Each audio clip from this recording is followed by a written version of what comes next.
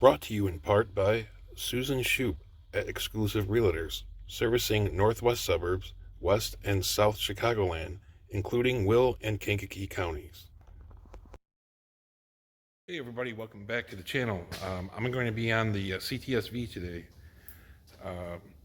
I finally got time. I had minor surgery on my hand, so I was down for a couple weeks. But I finally have time to do the exhaust. So from QTP, I got these low profile cutouts that are just tapped into the pipes here.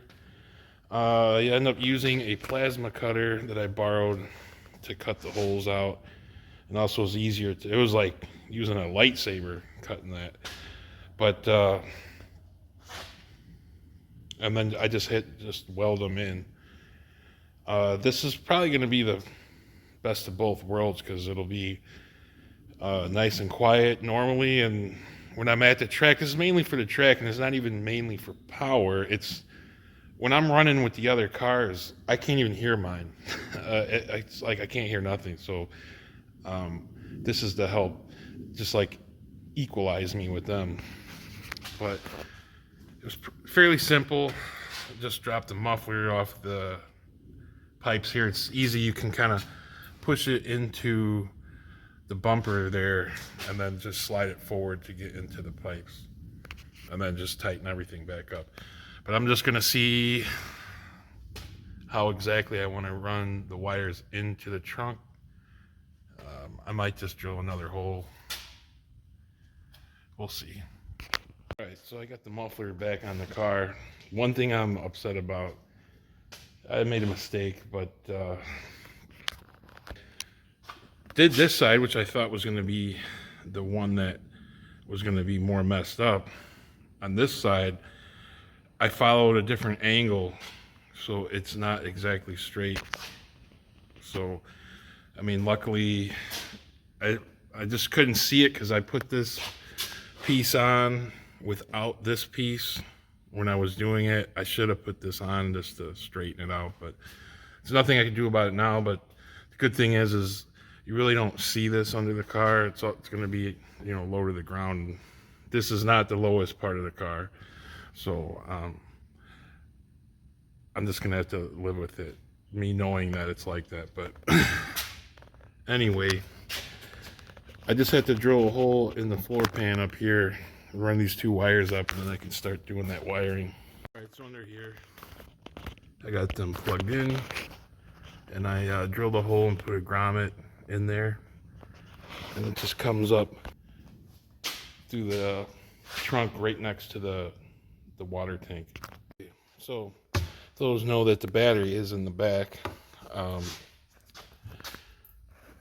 Since I have this tank here, it doesn't really matter to me, so I just ran the wires next to the tank and ran it right up into here.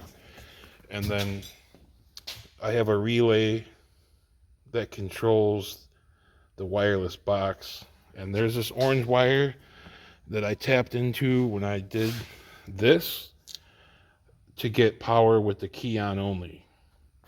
So that way nothing like this nor that is powered unless I did add a switch down here for this to turn it on its own without the key for the track. But anyway, that orange wire is tied into a switch source.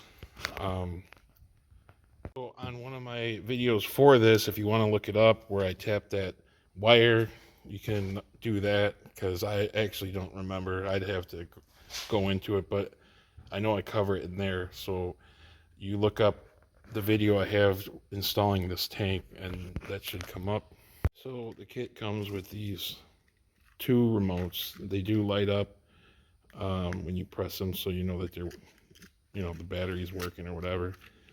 But yeah, so the only thing I have to do is start the car up and try it out. So there you go with them closed. Then I'll open them up.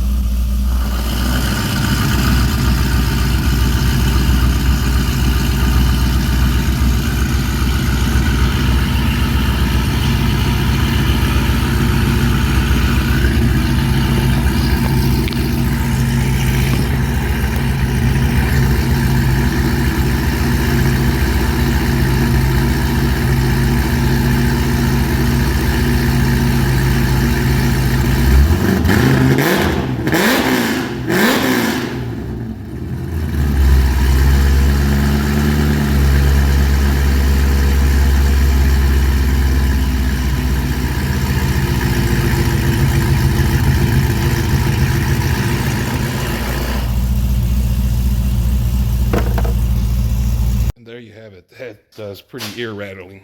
You didn't clean out your ears, you're going to vibrate all that out of there, that's for sure. No, that's awesome. That's exactly what I was looking for. So other than the mess up with the one being a little off, everything went pretty smooth, I'd have to say. I mean, I guess if you're on the ground looking like this, it's a little hard to tell from here even so, and it's not even lowered all the way down, so. Oh well.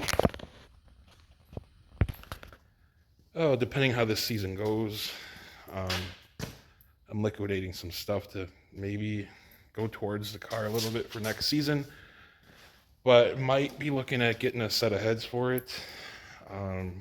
Then I'm anticipating the boost going down, so I might pick it back up again with a lower pulley and some bigger injectors because I'm like at the edge of needing them, so I may have to upgrade for that.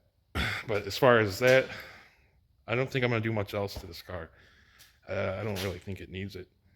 So, I don't know. We'll see, how that goes. What I would tell you might be interesting is, I don't know how much of a chance I'm going to have with this cold weather because there won't be any traction, but data logging it as is with those open to see if there's less boost. I mean, I don't think the muffler is restricting anything, but who knows? So we will find that out if I do that. I can run back to back and see if it drops. If it drops, then it's obviously going to help. So I don't anticipate that, but it could. So that's it with that. Now, I do have some stuff coming up with the Ram. I did end up getting a sport hood for it, so I just got to get it painted, and that will be going on there.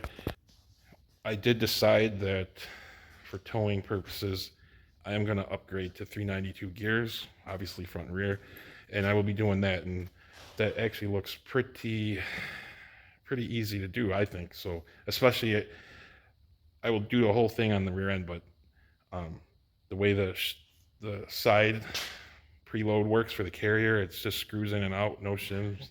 I'm looking forward to that. I've never done something like that one, so everything I've done uses shims. So that'll have to be at a good time for that because I drive that thing almost every day. So I'm gonna need some time so that just in case something comes up, it can sit. Because I don't really want to drive that Cadillac in the winter. So please like and subscribe. We will catch you on the next one, and hopefully that'll be very soon. I want to get this hood on. All right.